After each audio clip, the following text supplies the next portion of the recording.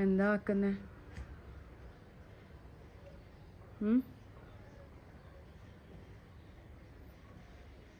Lip balm ഇട്ട് എങ്ങനെ ഇട്ടത് കാണിച്ചാന്ന്? മോൻ്റെതാ കാണാണ്ട് എടുത്തല്ലേ? ഇപ്പൊ എങ്ങനെ ഇട്ടത് കാണിച്ചാന്നോ?